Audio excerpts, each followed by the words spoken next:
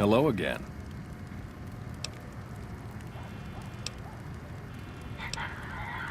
The name's Old Ben. I've been living in Freeside since the day I was born.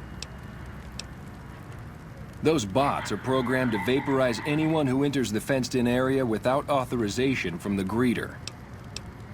I've done a bit of everything around here. Courier, butcher, crier, escort, gun for hire. Some of which I'm not proud of, but I do my best to help around town when needed.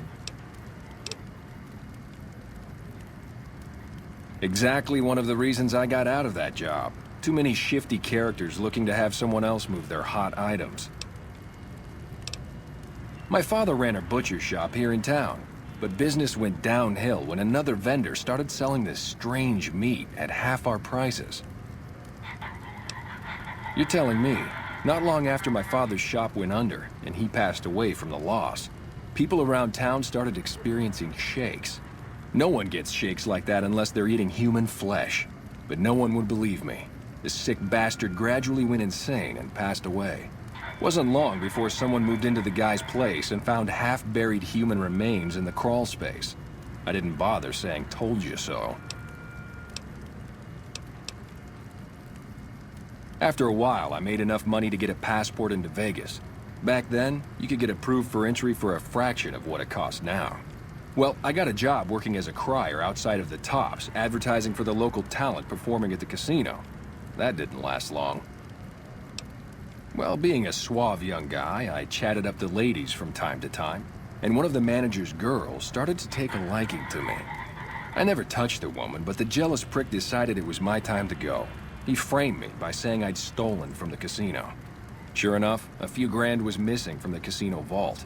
I have to assume the bastard stole the funds and figured I was a convenient fall guy. Yeah, but what can you do? I was stripped of my casino apartment and all of my belongings and booted back into Freeside. From there, I didn't have a lot of career options, as my rep was destroyed. So the escort job sort of fell into my lap. No pun intended. Well, I suppose you could look at it that way, but I was packing a whole different kind of heat. No, escort just sounds better than man-whore. Yep, I was damn good at my job, too. But after a while, I just felt like a piece of meat and had to quit. When I quit the escort job, I had enough money to buy a pistol belt and some other gear.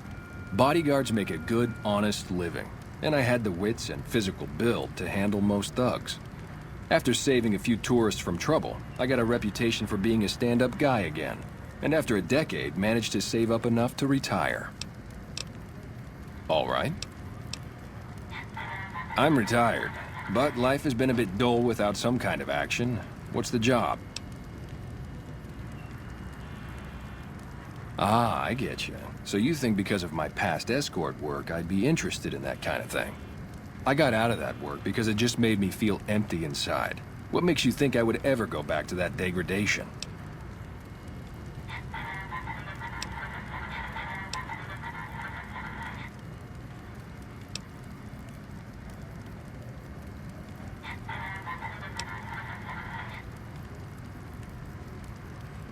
I never put much thought into the well-being my clients got out of my services.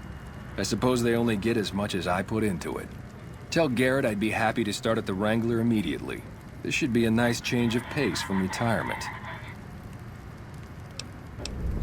Bye.